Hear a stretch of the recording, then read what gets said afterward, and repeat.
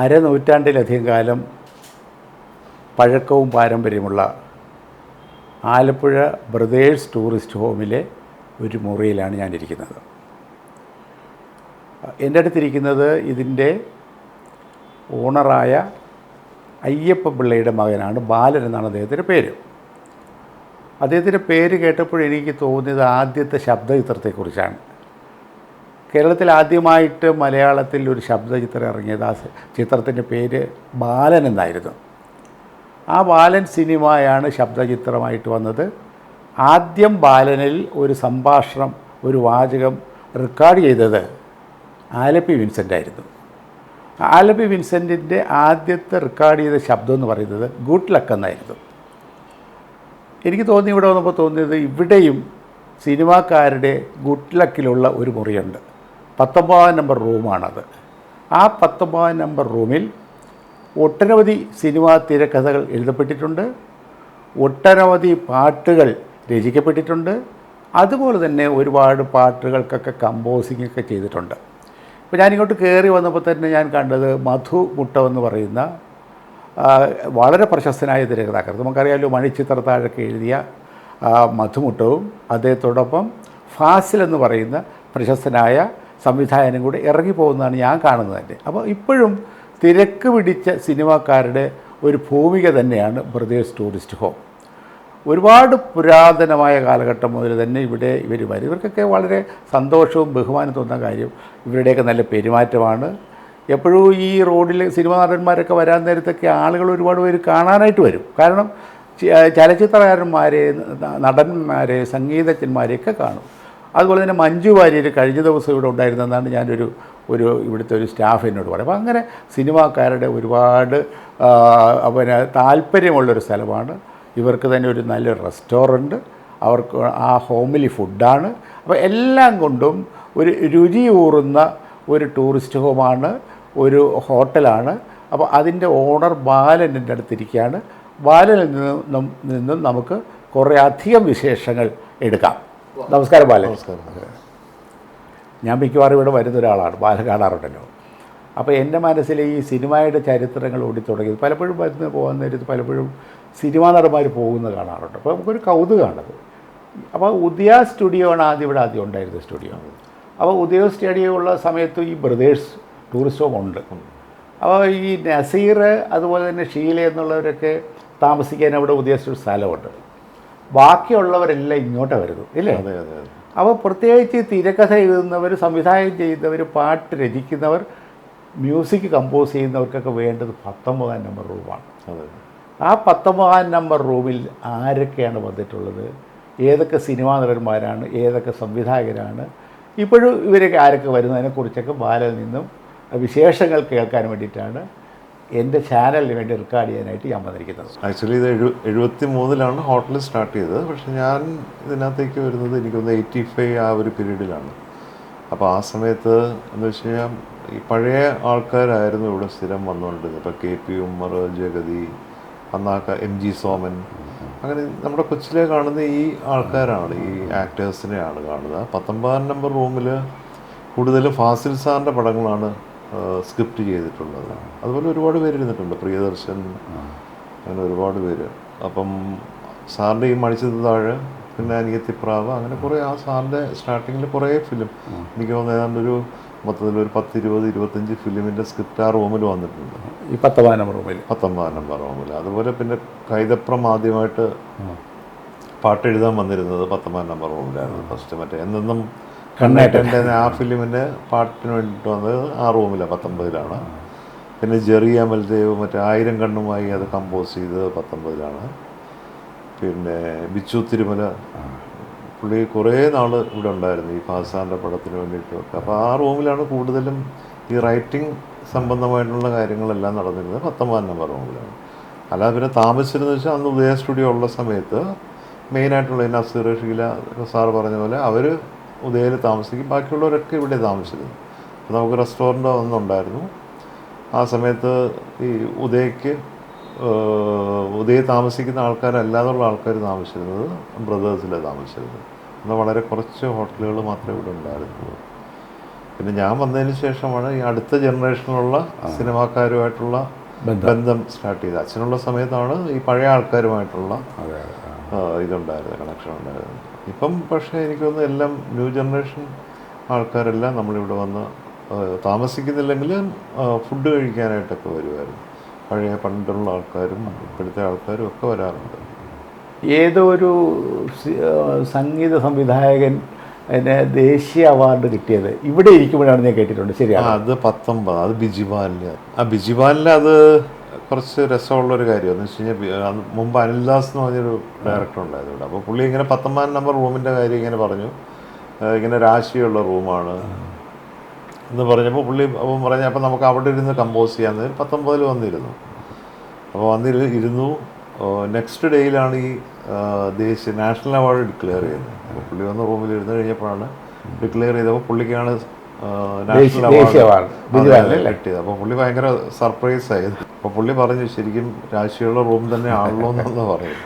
ഈ പുതിയ തലമുറയിൽപ്പെട്ട നടന്മാരൊക്കെ ഇവിടെ വരുന്നുണ്ട്, പഴയ നടന്മാരും വരുന്നുണ്ട്.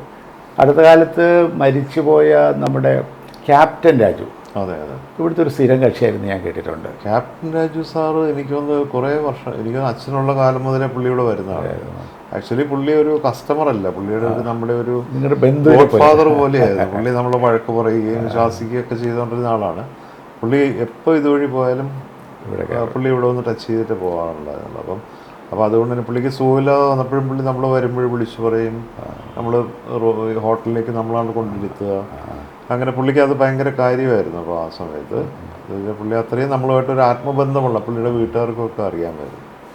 അപ്പോൾ പുള്ളി ആക്ച്വലി മരിച്ചു കഴിഞ്ഞപ്പോഴത്തേക്ക് അവർ പുള്ളിയുടെ അടുത്ത ആൾക്കാരാണ് നമ്മുടെയൊക്കെ റിക്വസ്റ്റ് ചെയ്ത് ഇങ്ങനെ ഇവിടെ ബ്രദേഴ്സിൽ ഇവിടെ നമ്മുടെ ബ്രദേഴ്സിൽ വന്നിട്ട് ഇവിടെ നമ്മളെല്ലാവരും ഇത് അർപ്പിച്ചു കഴിഞ്ഞിട്ടാണ് പുള്ളിയുടെ നാട്ടിലേക്ക് കൊണ്ടുപോയത്.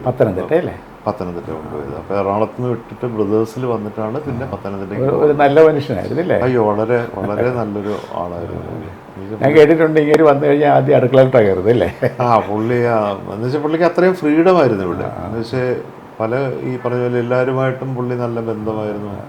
ഈവൻ അടുക്കളയിൽ നിൽക്കുന്ന ആൾക്കാരുമായിട്ട് വരെ പുള്ളി ഭയങ്കര ഒരു റിലേഷൻ മെയിൻറ്റെയിൻ ചെയ്തിരുന്ന ഒരു ഇതായിരുന്നു. അതായത് പിന്നെ ഈ മോഹൻലാൽ, മമ്മൂട്ടി തുടങ്ങിയ പ്രധാനപ്പെട്ട 1-2 പേര് ഒഴിച്ച് ബാക്കി എല്ലാവരും ഇവിടെ വരുമായിരുന്നില്ലേ? ഇവരൊക്കെ സ്റ്റാർട്ടിങ്ങിൽ ഇവിടെ വന്നിട്ടുണ്ടെന്ന് വെച്ചാൽ മോഹൻലാലൊക്കെ മോഹൻലാല് നോക്കത്താവർ തന്നെ എന്ന് വെച്ചാൽ സ്റ്റേ ചെയ്തിട്ടുണ്ടോ എന്ന് മഞ്ഞിൽ വിരിഞ്ഞ പൂക്കള് ആ സമയത്തൊന്നും വന്നിട്ടില്ല. ആ സമയത്ത് പുള്ളി വന്നിട്ടില്ല. പക്ഷെ മമ്മൂട്ടി ഇവിടെ വന്ന് താമസിച്ചിട്ടുണ്ട്. പണ്ട് സ്ഫോടനം വലിയ അംഗീകാരമല്ലേ ഇവിടെ. സ്ഫോടനം സിനിമയുടെ സമയത്ത് ഇവിടെ താമസിച്ചിട്ടുണ്ടെന്ന് ഞാൻ പറഞ്ഞു കേട്ടിട്ടുണ്ട്. പുള്ളി എന്നോട് പറഞ്ഞിട്ടുണ്ടായിരുന്നു, ഞാൻ അവിടെ താമസിച്ചിട്ടുള്ളതാണ്.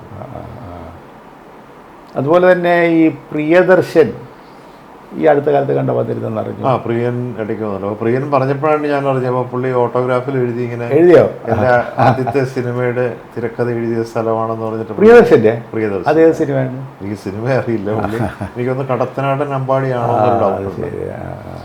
അപ്പോൾ അത് പുള്ളി അതിനകത്ത് ഇങ്ങനെ എഴുതി വെച്ചിട്ടുണ്ടായിരുന്നു. അപ്പോൾ എന്തായാലും ഒരുപാട് സിനിമാക്കാരുടെ, ഞാൻ നേരത്തെ പറഞ്ഞ പോലെ ഒരു രാശിയുള്ള ഒരു കെട്ടിടവും പ്രത്യേകിച്ച് 19 നമ്പർ റൂം ഒരു രാശിയുള്ള മുറിയുമാണ്.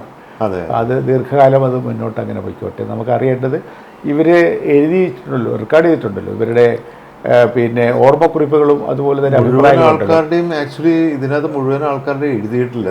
ഇത് അന്ന് ഇടയ്ക്ക് ഇവിടെ ഒരു മാനേജർ പുള്ളി ആ സമയത്ത് കുറച്ച് ആൾക്കാർ എഴുതിയിട്ടുള്ളൂ. പക്ഷേ ഇതിനകത്ത് എഴുതാത്ത ഒരുപാട് പേരുടെ ആൾക്കാരുടെ ഉണ്ട്. സിദ്ദിഖ് ലാൽ അവർ ആദ്യമായിട്ട് ഈ പറഞ്ഞ പോലെ ഇതിനെ ഫാസ്റ്റാൻഡോട് ജോയിൻ ചെയ്യുന്നത് എനിക്ക് തോന്നുന്നു 84 മറ്റോ ആണ്. അപ്പം ഞാൻ ആ സമയത്ത് ഇവിടെ കയറിയ സമയത്താണ് 84 ഈ നോക്കത്താ ദൂരത്ത് കണ്ണും നട്ട് എന്ന് പറഞ്ഞ ഫിലിം ഉണ്ടായിരുന്നു. അപ്പോൾ അതിന് അസോസിയേറ്റ് ആയിട്ടാണ് ഇവർ രണ്ടുപേരും വരുന്നത് 84. അത് കഴിഞ്ഞിട്ട് കുറേ വർഷം അവരിവിടെ ഉണ്ടായിരുന്നു. എനിക്ക് തോന്നുന്നു റാംജി റാവു റിലീസ് ചെയ്യുന്നവരെ അവരിവിടെ തന്നെ ഉണ്ടായിരുന്നു. അപ്പോൾ ഞാൻ വരുന്ന സമയത്ത് എൻ്റെ ആദ്യത്തെ സിനിമ കമ്പനികളിൽ മെയിൻ ആൾക്കാരായിരുന്നു സിദ്ദിഖ് ലാൽ. അത് കഴിഞ്ഞിട്ടാണ് പിന്നെ ലാൽ ജോസ് ഒക്കെ വരുന്നത്. 90s വരുന്നത്. പിന്നെ ഉണ്ടായിരുന്ന ദിലീപും നാദിർഷയൊക്കെ അന്ന് ഇവർക്ക് മിമിക്രി ട്രൂപ്പ് ഉണ്ടായിരുന്നു. അപ്പോൾ ആ സമയത്ത് ഇവർ ദിലീപും നാദിർഷയും മിമിക്രി ഇതിന് പോകുന്ന സമയത്ത് സ്ഥിരമായിട്ട് ഇവിടെ വന്നുകൊണ്ടിരുന്നതാണ്. അതാണ് ഈ ഇടയ്ക്കെന്ത് വീഡിയോ ഒന്നുമില്ലായിരുന്നു, പഴംപൊരിയും എന്ന് പറഞ്ഞിട്ട് ഇവിടുത്തെ കാര്യമാണെന്ന് പറഞ്ഞുകൊണ്ടിരുന്നത്. പിന്നെ ഇവിടെ സീനിയേഴ്സായിട്ട് കണക്ഷൻ ഉണ്ടായിരുന്നത് ശങ്കരാടി ചേട്ടൻ ഇവിടുത്തെ ഒരു മെയിൻ ഒരാളായിരുന്നു. ശങ്കരാടി ചേട്ടൻ ശരിക്കും ഇവിടെ ഒരു കാരണവരെ പോലെയായിരുന്നു. എന്ന് വെച്ചാൽ എല്ലാവരും വഴക്ക് പറയും, സ്റ്റാഫിനെയൊക്കെ അത് ചെയ്യും. അപ്പം എനിക്കുമൊക്കെ അന്ന് ഭയങ്കര പേടിയായിരുന്നു, എന്നെ വഴക്ക് പറയുകയൊക്കെ ചെയ്യുമായിരുന്നു. പുള്ളി ഇവിടുത്തെ ശരിക്കും ഒരു പുള്ളിയുടെ ഓട്ടോഗ്രാഫൊന്നും ശരിക്കും അന്ന് വാങ്ങിക്കാൻ അത് വിട്ടുപോയിട്ടുള്ളതാണ്. പിന്നെ പണ്ട് ഞാൻ വരുന്നതിന് മുമ്പാണ് മറ്റേ ഹിന്ദി ഫിലിംസിൻ്റെ ഷൂട്ടിങ് നടന്നിട്ടുണ്ട്. അപ്പോൾ ആ സമയത്ത് കുറേ ആൾക്കാർ ഇവിടെ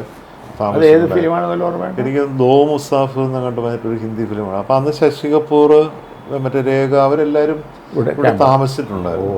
പക്ഷേ ഞാൻ ബാക്കിയുള്ള ആൾക്കാർ പറഞ്ഞിട്ടുള്ള അറിവ് പുള്ളിയുടെ ഓട്ടോഗ്രാഫും നമ്മുടെ കയ്യിലുണ്ട്, ശശി കപൂറിൻ്റെ. ബാക്കിയുള്ളവരുടെ വാങ്ങിച്ചിട്ടില്ല. അപ്പോൾ അന്ന് പറഞ്ഞിട്ടുണ്ട്, എന്നോട് പലരും പറഞ്ഞിട്ടുണ്ട്, ഞങ്ങൾ പണ്ട് ഇങ്ങനെ ബ്രദേഴ്സിൻ്റെ വാതിൽക്ക് വന്ന് നിൽക്കുമായിരുന്നു ശശി കപൂറിനെ കാണാനായിട്ടെന്നൊക്കെ പറയുന്നു. ഇത് ഞങ്ങളുടെ 70s കണ്ട്, 75 76 മറ്റോ കണ്ടാണ്. നിങ്ങളുടെ സന്ദർശകർക്ക് വേണ്ടിയിട്ടുള്ള നിങ്ങൾ വെച്ചിരിക്കുന്ന ബുക്കിൽ ഒട്ടനവധി പ്രഗത്ഭന്മാരായ നടന്മാർ, സംവിധായകർ, സംഗീതജ്ഞന്മാർ എല്ലാം എഴുതായിട്ട് ഞാൻ കേട്ടിട്ടുണ്ട്. അതിലേറ്റവും പ്രധാനപ്പെട്ടത് ഏതൊക്കെയാണ് എന്ന് ഒന്ന് ബാലൻ പറയുന്നതായിരിക്കും. ആക്ച്വലി ഇത് ഈ ഡയറി നമ്മളെ കിട്ടുന്നത് എനിക്ക് വന്നുകൊണ്ട് 85 മറ്റോ 85 90 ആ സമയത്താണ് കണ്ട് കിട്ടുന്നത്. പക്ഷേ എനിക്കറിയില്ലായിരുന്നു ഇതിനെപ്പറ്റി. പഴയ നമ്മൾ സ്റ്റോറിൽ നിന്നാണ് ഇത് കിട്ടിയത്. ഇത് പക്ഷേ എല്ലാവരുടെയും ഓട്ടോഗ്രാഫ് വന്നിട്ടില്ല. ആക്ച്വലി അന്ന് ഇരുന്ന മാനേജേഴ്സ് അവർ എഴുതിച്ചിരുന്നതാണ്. അതിനകത്ത് ഒരുപാട് പേരുടെ മിസ്സിംഗ് ആണ്. ഇപ്പം ഞാൻ നേരത്തെ പറഞ്ഞ പോലെ ശങ്കരാടി ചേട്ടൻ്റെ ഒന്നും ഇതിനകത്ത് കണ്ടില്ല. ഇതിനകത്ത് വന്നതിൽ എനിക്ക് തോന്നുന്നു ഒരു 50% മാത്രമേ ഇതിനകത്തുള്ളൂ. അതാരുടെയൊക്കെയാണ് ഇതിൽ ആക്ച്വലി ഇതിനകത്ത് വന്നിരിക്കുന്ന പഴയ ആൾക്കാരെന്ന് വെച്ച് കഴിഞ്ഞാൽ സാറിന് അറിയുന്നത് പഴയ ചെമ്മീൻ്റെ ക്യാമറാമാനുണ്ട്, മാർക്കസ് ബട്ട്ലിയുടെ ഉണ്ട്. പിന്നെ ഈ മറ്റേ ശശി കപൂറിൻ്റെ ഓട്ടോഗ്രാഫുണ്ട്. പഴയ ആൾക്കാർ SK പൊറ്റക്കാട് സാർ പറഞ്ഞല്ലോ, അവാർഡ് കിട്ടിയതല്ലേ? അതെ അതെ, SK പൊറ്റക്കാട്. പിന്നെ ശ്രീവിദ്യ എനിക്കൊന്ന് മാരേജ് കഴിഞ്ഞിട്ട് ഫസ്റ്റ് ഇവിടെ താമസിച്ചത്. അപ്പോൾ അതുകൊണ്ട് ശ്രീവിദ്യയുടെ സിഗ്നേച്ചറിൻ്റെ കൂടെ ജോർജ് എന്ന് ചേർത്തിട്ടാണ് ശ്രീവിദ്യ സൈൻ ചെയ്തിരിക്കുന്നത്. അവരുടെ ഭർത്താവിൻ്റെ പേര് ജോർജ്, ആദ്യത്തെ ഭർത്താവിൻ്റെ പേര്. അപ്പോൾ അവർ അന്ന് ഞാൻ കേട്ടിരിക്കുന്നത് അവർ മാരേജ് കഴിഞ്ഞിട്ട് ഫസ്റ്റ് ഇവിടെ താമസിച്ചത്. അപ്പോൾ ആ സമയത്തുള്ള ഓട്ടോഗ്രാഫിൽ അവരുടെ വേറെങ്ങും അവരുടെ ഇതിൻ്റെ കൂടെ പേര് വന്നിട്ടില്ല. ഇതിൽ പക്ഷേ അവർ സൈൻ ചെയ്തിരിക്കുന്നത് ശ്രീവിദ്യ ജോർജ് എന്ന് പറഞ്ഞിട്ടാണ്. ഓക്കെ. പിന്നെ അന്നത്തെ മെയിൻ ആൾക്കാർ ഇപ്പം ശ്രീകുമാരൻ തമ്പി, ഇപ്പം നിലവിലുള്ള MA വിൻസെൻ്റ് ഉണ്ട്. അത് പണ്ട് എഴുതിച്ചിരുന്നതാണ്. ഇതിനകത്ത് ഇപ്പോൾ ഉള്ള ആക്ടേഴ്സ് എന്ന് പറഞ്ഞു കഴിഞ്ഞാൽ പഴയ നെല്ലിക്കോട് ഭാസ്കരൻ, ഞാൻ വരുന്ന സമയത്ത് കണ്ടിട്ടുള്ള ആൾക്കാരെ ഇവരൊക്കെ. മഞ്ചേരി ചന്ദ്രൻ എന്ന് പറഞ്ഞിട്ട് ആക്ടറുണ്ട്, കുതിരോട്ടം പപ്പു, പൂജപ്പുര രവി, അടൂർ ബാസി. ഇത് അന്ന് മറ്റേ ഇപ്പോഴും ഉണ്ട് രാഘവൻ, ജോസ് പ്രകാശ്, ഇതിൽ മെയിനായിട്ടുള്ള ആൾക്കാരുണ്ട്. പിന്നെ ഇതിനകത്ത് MN നമ്പ്യാർ മലയാളത്തിൽ എഴുതിയിരിക്കുന്ന ഒരു റൈറ്റിംഗ് ഉണ്ട്. MN നമ്പ്യാർ, പുള്ളി പാലക്കാട്ടുകാരനാണ്, മലയാളിയാണ്. അപ്പോൾ അത് പിന്നെ ശ്രീപ്രിയ എന്നൊക്കെ പറഞ്ഞാൽ അന്ന് തമിഴിലുണ്ടായിരുന്ന ആക്ടേഴ്സ്. എപ്പോഴും എനിക്ക് ഉണ്ടോയെന്ന് എനിക്ക് അറിയില്ല. ഇത് പിന്നെ ബുക്ക് എൻ്റെ കയ്യിൽ കിട്ടുന്നത് 86 എൻ്റെ കയ്യിൽ ബുക്ക് വരുന്നത്. അപ്പോൾ ആ സമയത്ത് ഇവിടെ ഉണ്ടായിരുന്നതാണ് ഈ സിദ്ദിഖും ലാലും. അപ്പോൾ ഞാൻ അവരെ കൊണ്ടാണ് ആദ്യമായിട്ട് ഇതിനകത്ത് എഴുതിച്ചത്. അതിപ്പോഴും അതിനകത്ത് കിടപ്പുണ്ട് 86. പിന്നുള്ളത് ലാൽ ജോസ് 95 മുതൽ ഇവിടെ ഉണ്ട്. ആലപ്പുഴയിലെ എൻ്റെ വീടെന്ന് പറഞ്ഞ് ലാൽ ജോസ് എഴുതിയത്. എൻ്റെ വീടെന്നായിരിക്കും. ആലപ്പുഴയിലെ എൻ്റെ വീടെന്നാണ് പുള്ളി പറയുന്നത് എല്ലായിടത്തും. ഒരുപാട് പേര്, ക്യാപ്റ്റൻ രാജു, കൈതപ്രത്തിൻ്റെ കാര്യം നേരത്തെ പറഞ്ഞല്ലോ, പുള്ളി ഉണ്ടായത്. രാമേന്ദ്ര ബാബു, പുള്ളിയൊക്കെ ഇവിടുത്തെ കൈതപ്രത്തിൻ്റെ ഒരു പാട്ട് പോലെ എന്തോ എഴുതിയിട്ടുണ്ടോ? അത് ജസ്റ്റ് പുള്ളി ഒരു കവിത പോലെ ഒന്ന് എഴുതിയിരിക്കുക. അതൊന്ന് വായിച്ചത്. സ്നേഹത്തിൻ്റെ പുസ്തകത്താളിലേക്കൊരു മയിൽപ്പീലി മാത്രം എന്ന് പറഞ്ഞു. ഇതിനകത്ത് എഴുതിയിരിക്കുന്ന കൂടുതൽ ബിച്ചു തിരുമലയല്ല. ബിച്ചു തിരുമല നന്നായിട്ട് ഇതിനകത്തൊരു കവിത പോലെ എഴുതിയിട്ടുണ്ട്. അത് ശരിക്കും ബിച്ചു തിരുമലയുടെ ഉണ്ട്. ഇത് തന്നെ ബിച്ചു തിരുമല നല്ല ഹാൻഡ് റൈറ്റിംഗ്. ഒത്തിരി നാളുകൾക്കപ്പുറത്തുള്ളൊരു കത്താണിതെന്ന് ഓർത്തുകൊള്ളുക. ജീവിതം എത്തിപ്പിടിക്കാൻ ശ്രമിക്കുന്നതിനിടയിലെത്തിയതാണ് ബ്രദേഴ്സിലിപ്പോൾ. ഓർമ്മ തുന്നുന്നു ഞാനെൻ്റെ ഗാനങ്ങൾ തൻ തൂവൽ മിന്നിച്ച നാളുകൾ. ഈ മതിൽക്കെട്ടിൻ്റെ തിണ്ണയ്ക്കിരുന്ന് എത്ര രാപ്പകൽ വേളകൾ. പിന്നവ കാറ്റിൽ പറത്തിയ നാളുകൾ. സ്നേഹത്തോടെ ബിച്ചു തിരുമല. പുള്ളിയുടെ പുള്ളി കുറേ വർഷം ഇവിടെ ഉണ്ടായിരുന്ന എഴുതാനൊക്കെ ആയിട്ട്. കാക്കനാടൻ കുറേ. പിന്നെ മധുമാഷുണ്ട്. മധുമാഷ് ഇപ്പം മധുമുട്ടൻ നമ്മുടെ സാറ് പറഞ്ഞില്ല, അവരിപ്പം കുറച്ച് 6 മാസമായിട്ട് ഫാസ്റ്റ് സാറും മധുമുട്ടും കൂടെ എഴുതുന്നുണ്ട് ഇവിടെ. അപ്പോൾ രണ്ടാമത്തെ പ്രോജക്റ്റ് എന്തോ തോന്നില്ലേ? അവരുടെ പുതിയ ഒരു പ്രൊജക്റ്റിന് വേണ്ടി. അങ്ങനെ പഴയ ആൾക്കാർ ഒരുപാട് പേരുണ്ട്. അതിപ്പം പുതിയ ആൾക്കാരെ കൊണ്ട് ഞാനിപ്പം അധികം ഈ സൈജു കുറുപ്പം കണ്ട് ഇവിടെ വരുമായിരുന്നില്ലേ? സൈജു ഒക്കെ ഇതൊക്കെ ഇവിടുത്തെ സ്ഥിരം നമ്മുടെ ഇവിടുത്തെ സ്ഥിരം കമ്പനികളാണ്.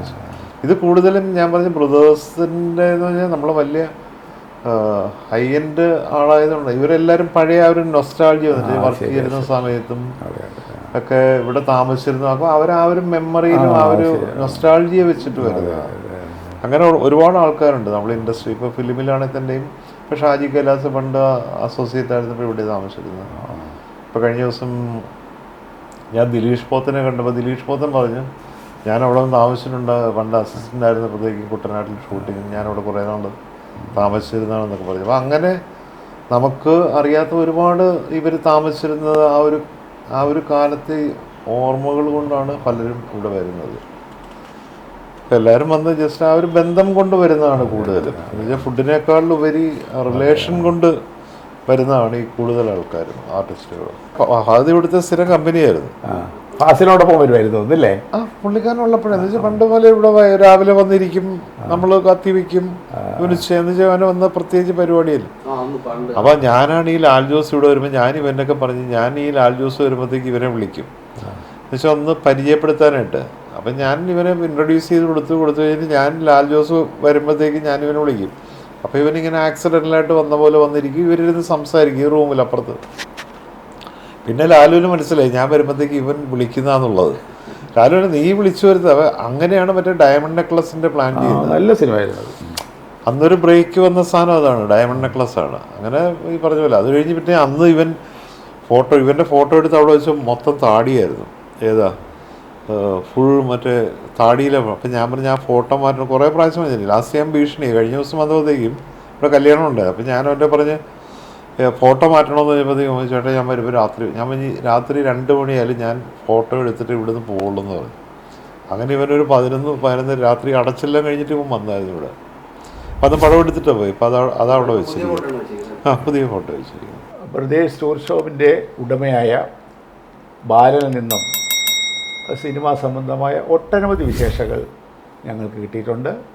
നിശ്ചയമായിട്ടും ഞങ്ങളുടെ ചാനലിലൂടെ ഇത് മുഴുവൻ പുറം ലോകത്തേക്ക് അറിയിക്കും. നന്ദി, നമസ്കാരം. നന്ദി സാർ.